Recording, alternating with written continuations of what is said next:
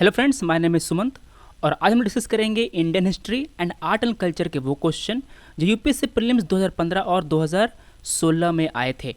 चलिए देखते हैं पहला सवाल। With reference to cabinet mission which of the following statements are correct? It recommended a federal government, it enlarged the powers of the Indian courts, it provided for more Indians in the Indian civil services। इनमें से कौन सा आपको बताना है? तो दोस्तों सबसे पहले हम डिस्कस करते हैं कि आखिर कैबिनेट मिशन था क्या। ये कैबिनेट मिशन हमारे यहाँ भारत में 1946 में आया था। इसके कई कारण थे दोस्तों। वर्ल्ड वार 2 के बाद जो ब्रिटेन था वो कमज़ोर हो चुका था।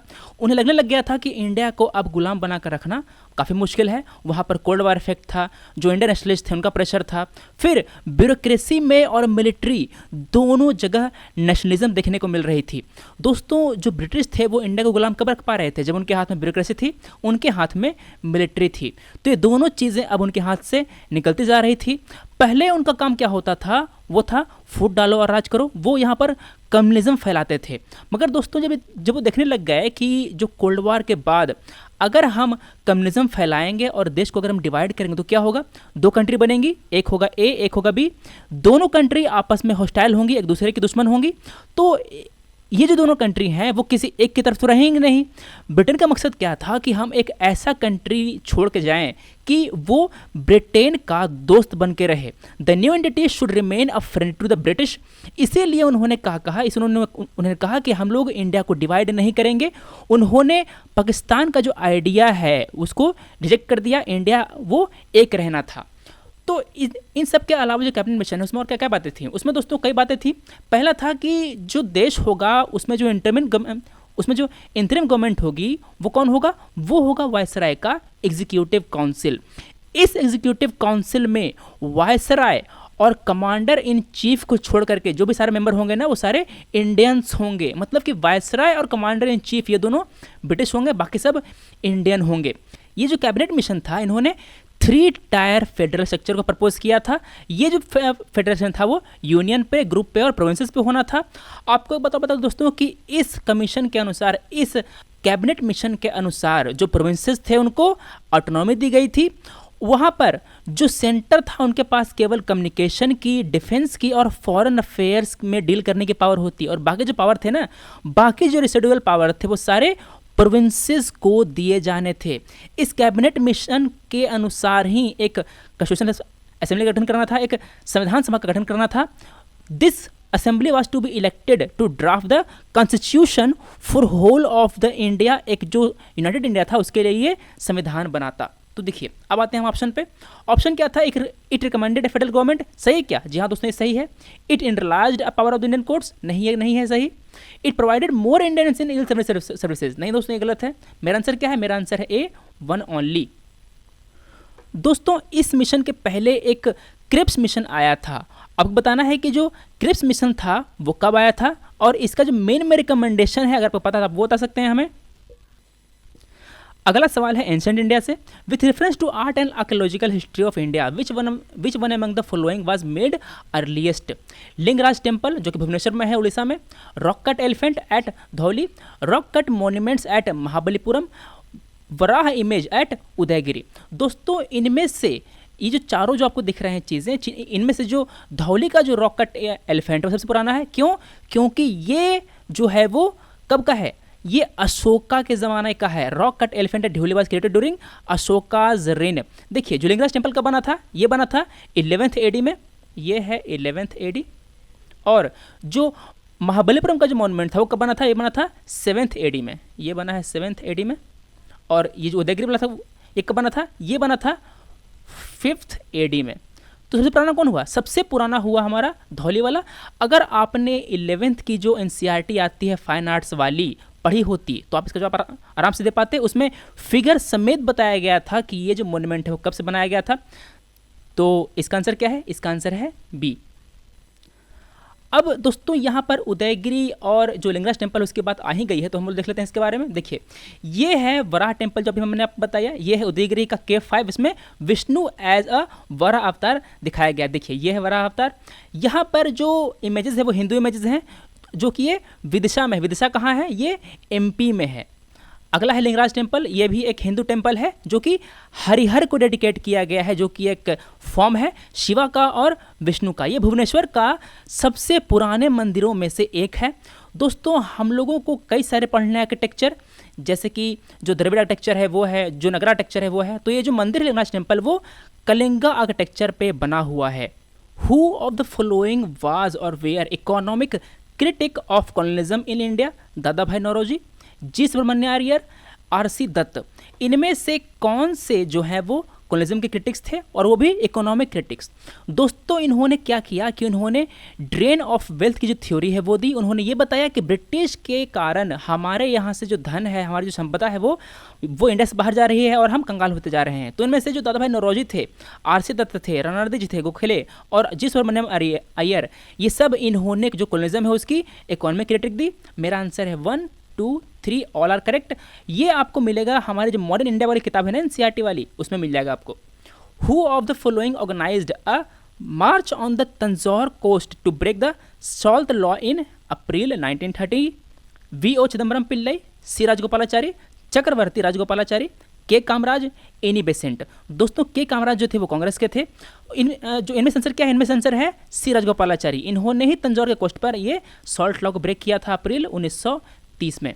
दोस्तों अब आप ये बताइए कि ये जो डांडी मार्च है ये कहाँ से शुरू हुआ था, ये स्टार्ट कहाँ से हुआ था, ये एंड कहाँ पर हुआ था, ये कब किया गया था, आपको डेट बतानी है। और इस डांडी मार्च के बाद कौन सा मूवमेंट शुरू किया था महात्मा गांधी ने? अगला क्वेश्चन है दोस्तों सूरत स्प्लिट पर।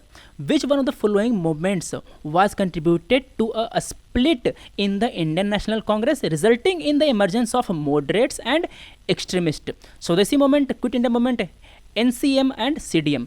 किस मोमेंट के दौरान जो स्प्लिट हुआ था? आंसर क्या है? सिंपल सवाल है, स्वदेशी मूवमेंट। दोस्तों जब बंगाल का पार्टीशन हुआ तो उसके बाद जो कांग्रेस थे उनमें दो दल थे, एक थे मॉडरेट्स और दूसरे थे एक्सट्रीमिस्ट। इन दोनों के बीच में क्या हुआ? डिसएग्रीमेंट हो गए। क्यों? कई सारे कारण थे, उनमें थे whether to extend boycott to other thing apart from British goods. दोस्तों जो स्वदेशी मूवमेंट था उनमें उन्होंने ये कहा था कि हमारे देश में जो बनी हुई चीज़ें हैं हम लोग उसका इस्तेमाल करेंगे और जो ब्रिटिश गुड्स हैं उसको हम बायकॉट करेंगे। तो जो एक्सट्रीमिस्ट थे वो चाहते थे कि हम लोग केवल सामान पर ही क्यों रुकें, जो बाकी चीज़ें हैं जैसे कि जो कोर्ट वगैरह है, जो जॉब्स वगैरह है, हम उसको भी बायकॉट करेंगे, हम सारे जो ब्रिटिश कोर्ट हैं उसको हम बायकॉट करेंगे।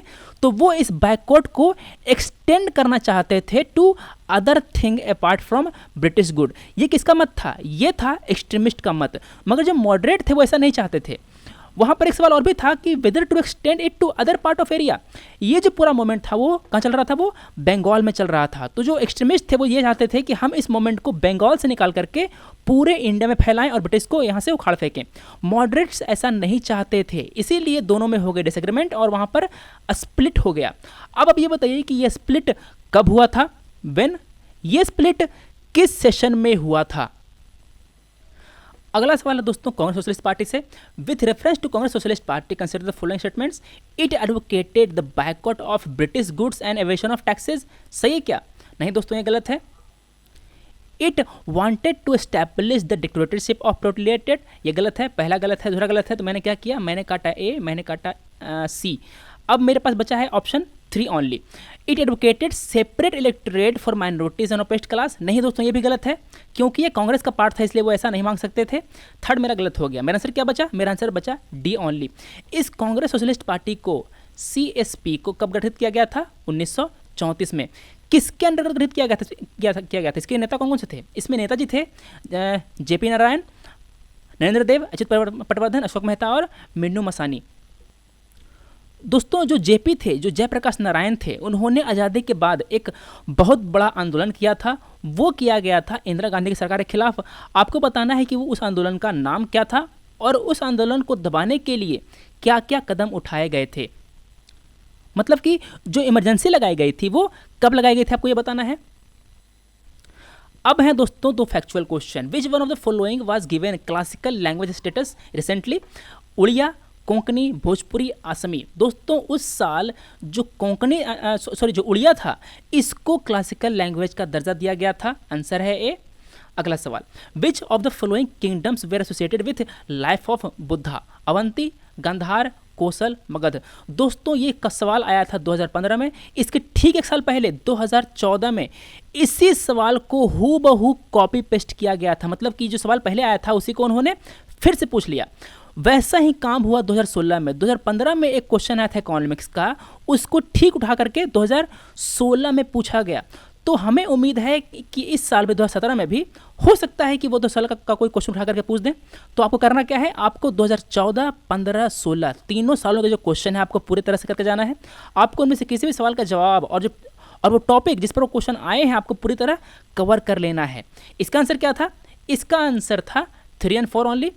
कोसल और मगध में वो थे, अवंती में और गंधारा में वो नहीं गए थे वहाँ पर। ये क्वेश्चन है दोस्तों आर्ट एंड कल्चर से। सवाल कह रहा है Kalamkari painting refers to a hand painted cotton textile in south India, a hand made drawing on bamboo hand crafts in north east India, a block painted woolen cloth in western Himalayan region of India, a hand painted decorative silk cloth in northwestern India। तो दोस्तों ये जो Kalamkari painting है वो कहाँ है? ये आंध्र प्रदेश में ज़्यादा फेमस है, ये साउथ इंडिया की पेंटिंग है। तो मेरा पहला सही है क्योंकि यहाँ पर केवल साउथ इंडिया है। बी, सी और डी में साउथ इंडिया नहीं है। ये एक हैंड पेंटिंग होती है जो कॉटन के कपड़े पर की जाती है। कलमकारी का मतलब क्या होता है? कलमकारी का मतलब होता है ए पेंटिंग डन बाय कलम। कलम मतलब क्या? पेन। ये जो है वो आंध्र प्रदेश में फेमस है। यहाँ पर जो पेंटिंग होती है वो हाथ से बनाई जाती है, as well as block painting with vegetable dyes. यहाँ पर जो कलर हैं उसके लिए हम लोग वेजिटेबल डाइज का इस्तेमाल करते हैं। और जो पेंटिंग बनाई जाती है, this painting is related to decorating temple interiors with painted cloth panel. यहाँ पर जो दोस्तों जो ये जो कला है वो पिता से पुत्र की ओर जाती है, ऐसा होता है वहाँ पर। और इसके बारे में जो बाकी चीज़ें मैंने पहले डिस्कस कर दी हैं।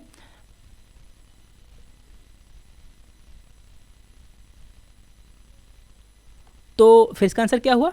इसका आंसर हुआ a handmade cotton textile in south India. अगला सवाल है प्लेस ऑफ पिलग्रिमेज, दूसरा है location. Srisailam, Omkareshwar, Pushkar, Nallamala hills, Satmala hills, Mahadev hills. तो दोस्तों अगर आपको पता होता कि पुष्कर का जो मेला है वो राजस्थान में होता है और जो महादेव हिल है वो मध्य प्रदेश में है, इसीलिए जो पुष्कर का मेला है तो वहाँ पर हो नहीं सकता महादेव हिल के पास। तो मैंने क्या किया, मैंने 3 को एलिमिनेट कर दिया। मैंने काटा बी, सी और डी, मुझे मेरा आंसर आराम से ए मिल गया। 1 only is the correct. Srisailam जो है वो नल्लामल्ला हिल के पास होता है, मेरा पहला सही है। ओमकारेश्वर भी गलत है। ओमकारेश्वर कहाँ होता है? Omkareshwar is situated on Mandhata hills in Madhya Pradesh. ये जो सतमाला हिल्स है ना वहाँ पर नहीं। सतमाला हिल्स कहाँ पर है? ये जो श्रीशैलम है ये किसका है? ये it is shrine of lord Mallikarjuna on the flat top of Nallamala hill. Answer क्या है? 1 only. With reference to Rowlatt Satyagraha, which of the following statements is correct? The Rowlatt Act was based on the recommendation of Sedition Committee. सही है दोस्तों ये line.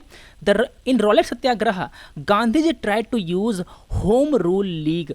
इसके जो लोग थे, होम रूल मूवमेंट के जो लोग थे, उनको गांधी जी ने रोपिन किया और उनको उन्होंने रॉलेट सत्याग्रह में उनको काम दिया, उसको इस्तेमाल किया वहाँ पर। सेकंड सही है।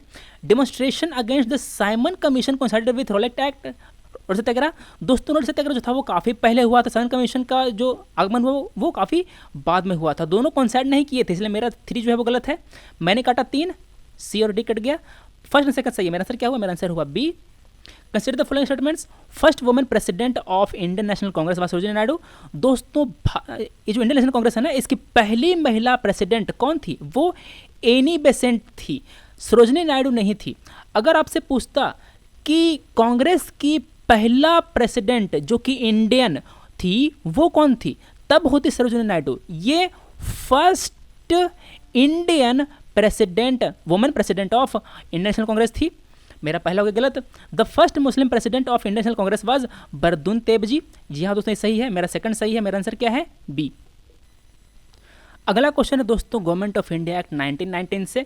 Government of India act 1919 clearly defined what? Separation of power between judiciary and legislature, jurisdiction of central and provincial government, powers of the secretary of the state for India and the viceroy, none of the above. दोस्तों इस act के कारण जो subject administration के उसको बांटा गया था इनटू सेंट्रल एंड प्रोविंशियल। देखिए ये हो गया सेंट्रल, ये हो गया प्रोविंशियल। अब जो प्रोविंशियल सब्जेक्ट थे उनको बांटा गया 2 भागों में। कौन कौन से भाग? पहला था रिजर्व्ड, दूसरा था ट्रांसफर्ड। जो रिजर्व सब्जेक्ट थे उसको गवर्न करेगा governor with the help of his council, और जो ट्रांसफर सब्जेक्ट थे उसको भी गवर्न करेगा गवर्नर, मगर with the help of ministers जो कि रिस्पॉन्सिबल थे टू द लेजिस्लेचर, जो परमिशन थे ना लेजिस्लेचर उसके लिए वो रिस्पॉन्सिबल थे। तो the subject were divided into two, reserved and transferred. Reserved were kept only for governor with his executive council, and transferred for governor on the advice of council of minister. तो दोस्तों यहाँ पर जो provinces थे वहाँ पर dyarchy लगाई गई थी। ध्यान दीजिए, प्रोविंसेस में डायरकी लगाई गई 1919 के एक्ट के द्वारा। ये जो डायरकी थी वो प्रोविंसेस में खत्म कर दी गई और इसको लगा दिया गया सेंटर में, कब? 1935 वाले एक्ट के द्वारा। ध्यान दीजिएगा ये बातें। मेरा आंसर क्या है? मेरा आंसर है बी। गवर्नर जनरल का जो एग्जीक्यूटिव काउंसिल था उनमें जो 8 मेंबर थे उनमें जो 3 होंगे वो इंडियंस होंगे, और जो प्रोविंसेस थे उनको भी बजट पास करने की अनुमति दी गई थी। वहाँ पर होगा ये सब चीज़ें। एक बात आप और देखिए कि जो सेंट्रल काउंसिल थी उसको अब बाइकैमरल बना दिया गया था, मतलब कि यहाँ पर अब 2 हाउसेज होंगे। Non official majority in the lower house was raised to 70% and in upper house to there were majority of the members. The elected were arranged on communal basis. ध्यान दीजिएगा इसको आप। इसके बाद जो सेंट्रल काउंसिल था उसमें जो गवर्नर जनरल थे, he had a still powered overriding power by veto. His consent needed for the instruction of certain bills and he could make ordinance which had same power as act. उसके पास veto power भी था, वो ordinance भी पास करता था। और यहाँ पर जो प्रोविंसेस है मैंने उसका कंपोजिशन दिया है और इसके पावर दिए हैं हमने। आपको अभी बताना है कि भारत में जो कम्युनल इलेक्टोरेट था वो किस एक्ट के अंतर्गत इंट्रोड्यूस किया गया था। गवर्नर जनरल को जो वीटो की पावर थी वो किस एक्ट के अंतर्गत दिया गया था, प्लस जो प्रोविंसेस थे वहां से जो डायरकी थी वो किस एक्ट के अंतर्गत हटाई गई थी, जो डायरकी थी वो किस एक्ट के अंतर्गत हटाई गई थी, आपको ये बताना है। अगला सवाल है दोस्तों मिडिवल इंडिया से। Consider the following. Arrival of Babur into India. अभी बताइए कि बाबर भारत में कब आया था, वो किस साल में आया था, इसने सबसे पहली लड़ाई कौन सी लड़ी थी। Introduction of gun power. जब भारत में बाबर आया तो क्या हुआ, जो गन पावर था उसको उसने इंट्रोड्यूस किया। उन्होंने इंट्रोड्यूस किया arch and dome in the religion indigenous architecture. देखिए दोस्तों यहाँ पर जो मुस्लिम आर्किटेक्चर है, यहाँ पर जो इस्लामिक आर्किटेक्चर है उसमें आर्क और डोम है, वो बाबर के काफ़ी पहले से हैं। उनको किसने इंट्रोड्यूस किया था, इसको हमारे जो सल्तनत है ना, दिल्ली सल्तनत, उन्होंने इंट्रोड्यूस किया था जब वो आए थे। तो बाबर के तो काफ़ी पहले आए थे वो। तो मेरा जो पहला वो गलत है। क्यों? क्योंकि बाबर के आने से पहले ही हम लोग गन पावर को यूज़ कर रहे थे, तो इसके आने से थोड़ी लेट हुआ, मतलब इंट्रोड्यूस हुआ था। जो आर्क एंड डोम थे वो भी हमारे यहाँ पहले से थे, वो सल्तनत काल से थे। मेरा सेकंड गलत हो गया। फर्स्ट एंड 2 गलत है। मेरा ए काटा हमने, सी काटा हमने, डी काटा हमने। आंसर क्या हुआ? आंसर हुआ बी। तो जब बाबर आया तो उन्होंने यहाँ पर जो तिमरुद डायनेस्टी थी उसकी स्थापना करी। आंसर है B. Who of the following founded a new city on the south bank of a tributary to the river Krishna and undertook to rule his new kingdom as the agent of a deity to whom all the land south of the river Krishna was supported to belong? कौन था? अमोघवर्ष 1, भल्लाल द्वितीय, Harihar first और Prataparudra second. तो दोस्तों ये कौन था? ये थे हरिहर, जिसने विजयनगर साम्राज्य की स्थापना करी थी। 2 लोग थे। कौन थे? वो थे हरिहर 1 और बुक्का 1। इसके बारे में आपने जो अपने जो छोटी किताबें उसमें आपने पढ़ा होगा बचपन में। तो आंसर क्या है? आंसर है Harihar 1। Consider the following pairs. Medieval state दिए गए हैं आपको, और जो अभी जो रीजन है वो दिया गया है चंपक, दुर्गार और कुलूटा है। और यहाँ पर जो रीजन क्या है वो central India, Jammu and Malabar. कौन सा सही है? इसमें से जो दुर्गारा है वो जम्मू में है, बाकी जो दोनों है वो गलत है। आंसर क्या है? आंसर है 2 ओनली। ये जो चंपक है वो क्या है? ये चंबा है, और दुर्गारा है जम्मू। और फिर वैसे ही कुछ और रीजन है, जैसे कि तिरगात्रा है, ये जालंधर है, कुलूला है वो कुल्लू है, कुमाऊं और गढ़वाल ये क्या है वो, ये जो सारे रीजन है these manage to remain outside the main area of conflict in the northern plain. UPSC ने फिर इस साल एक फर्जी क्वेश्चन पूछा लूसेंट का टाइप का। Who of the following had first deciphered the edicts of emperor Ashoka? Answer क्या है? आंसर है जेम्स फिलिप। आंसर है बी। बंजारा के बारे में क्वेश्चन पूछा उन्होंने एक। Banjara during the medieval period of Indian history were generally what? Agriculturist, warriors, weavers, trader. दोस्तों वो ट्रेडर थे, वो ट्रेडर नोमाड्स थे। इन्हीं के कारण जो अलाउद्दीन खिलजी का जो उसका जो मार्केट सिस्टम था वो सफल हुआ था। आंसर है D, traders. The Swadeshi and boycott were adopted as a method of a struggle for first time during the agitation against the partition of Bengal, home rule movement, non cooperation movement, visit of Simon commission to India. तो दोस्तों ये जो स्वदेशी और boycott है उससे पहले कब हुआ था? सबसे पहले हुआ था पार्टीशन जब बंगाल का किया गया था, उसके बाद आंसर है ए। ये सबसे बेसिक क्वेश्चन है। What was the main reason for the split in the Indian national Congress at Surat in 1907? इसका मैंने पहले एक्सप्लेन कर दिया है आपको। ये क्या था? ये क्या था? इसका आंसर है extremist, lack of faith in the capacity of the moderates to negotiate with the British government, foundation of Muslim League, Aurobindo Ghosh inability to elect as president of the Congress, introduction of communism into Indian politics by Lord Minto. इसमें से जो सबसे most probable answer है वो क्या है? यह है बी। एक्सट्रीमिस्ट का जो फेथ था मॉडरेट्स में कम हो गया था, इसीलिए वो खुद हाथ में लेना चाहते थे चीज़ें। और जो बाकी कारण है, जो एक्सटेंड करने वाला कारण था, जो मतलब जो रिस्पॉन्स था उसको वो बंगाल बाहर ले जाना चाहते थे, प्लस जो बैकआउट था उसको और बढ़ाना चाहते थे, वो सब तो कारण मैं आपको बताइए। ये आंसर है बी।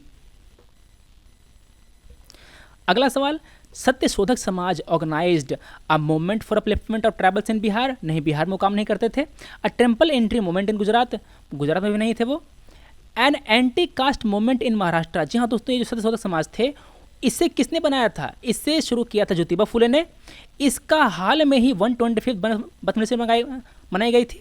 तो आंसर क्या है? आंसर है it was an anti caste movement in Maharashtra. Peasant movement in Punjab, ये तो गलत है।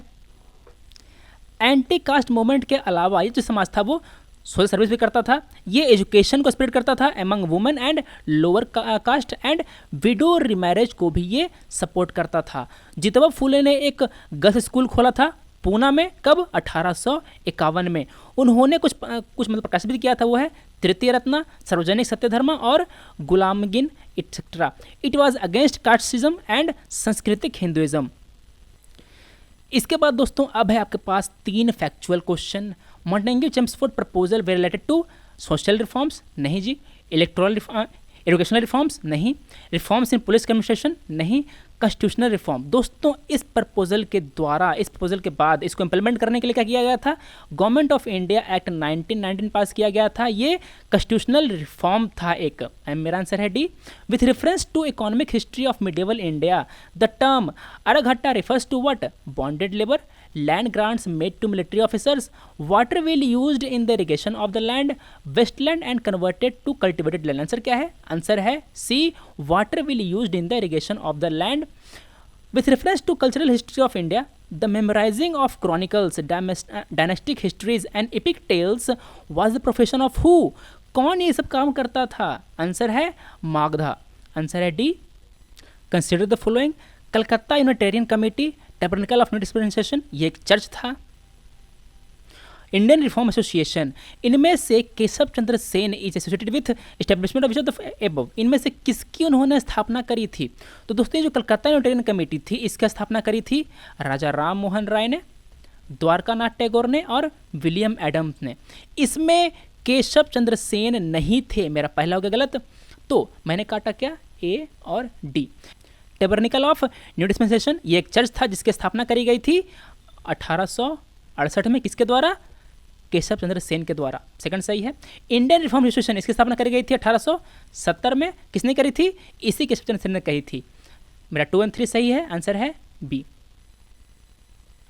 इन the context of the history of India consider the following pairs. पहले में दिया गया है टर्म और दूसरे में दिया गया है उसके डिस्क्रिप्शन, उसके बारे में बताया गया चीज़ें। इरिपट्टी, टनियोर्स, घटिकाज। इरिपट्टी क्या है? Land revenue from which was set apart for the maintenance of villages tank. दोस्तों ये सही है। टनियार्स ये क्या है? Village related to a single Brahmin और अ ग्रुप ऑफ ब्राह्मण्स, ये गलत है। टनियार्स जो थे वो क्या थे? वो एक डिस्टिंक्ट रेवेन्यू यूनिट थे अंडर चोलाज। तो मेरा सेकंड हो गलत, मैंने काटा ए और सी। घटिकाज क्या थे? वो कॉलेजेस थे generally attach to the temple. दोस्तों इसका एग्जैक्ट एग्जांपल क्या है? इसका एग्जैक्ट मतलब ये है कि ये साउथ इंडिया में ये सेंटर्स ऑफ हायर लर्निंग थे। ये जनरली जो टेम्पल थे उनमें चला करते थे। मेरा जो थर्ड है वो सही है। आंसर क्या हुआ? 1 और 3, D is the right answer. अब आते हैं हम क्रिप्स मिशन पर। The plan of sir Stafford Cripps envisaged that after the second world war, second world war कब से कब तक चला आप बताइए हमें। India should be granted complete independence. दोस्तों ब्रिटिश गवर्नमेंट का कोई भी एक्ट कोई भी प्रपोजल इंडिया को कंप्लीट इंडिपेंडेंस नहीं दिया। जो इंडिपेंडेंस ऑफ इंडिया एक्ट 1947 था ना, इन्होंने भी हमें इंडिपेंडेंस नहीं दी थी, उन्होंने हमें डोमिनियन स्टेटस दिया था। किसे? हमें किसे? इंडिया और पाकिस्तान दोनों को उन्होंने डोमिनियन स्टेटस दिया था। तो मेरा पहला हो गया गलत। India should be partition into two before granted independence, नहीं ऐसा बात नहीं है, इंडिपेंडेंस तो थी नहीं। India should be made a republic with the condition that she will join the commonwealth, नहीं ऐसी बात नहीं थी। India should be given a dominion status, जी हाँ दोस्तों ये बात थी इस प्रोविजन में। देखिए इसको हमने यहाँ पर मेंशन कर दिया क्रिप्शन के बारे में। इसके मेन प्रोविजन क्या थे? इसके मेन प्रोविजन थे कि एक इंडिया यूनियन बनेगा जिसको डोमिनियन स्टेटस मिलेगा। During the war time the governor general security council will be completely Indianised, मगर इसमें जो काउंसिल जो होगा उसमें जो वार डिपार्टमेंट होगा वो ब्रिटिश के हाथ में होगा और जो गवर्नर जनरल होगा उसके पास वीटो तो रहेगा ही रहेगा। And this will work as an interim government.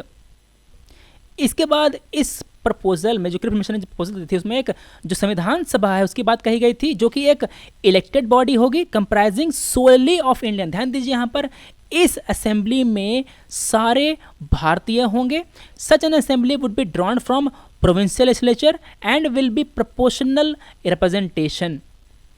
यहाँ पर इस प्रोविजन में सबसे खराब बात ये थी कि जो प्रोविंसेस होंगे, each provinces will have the right to accept or reject the constitution, मतलब कि ये जो संविधान बनेगा वो सब पर बाउंड नहीं होगा, वो उसको वो रिजेक्ट कर सकते हैं या वो स्वीकार कर सकते हैं।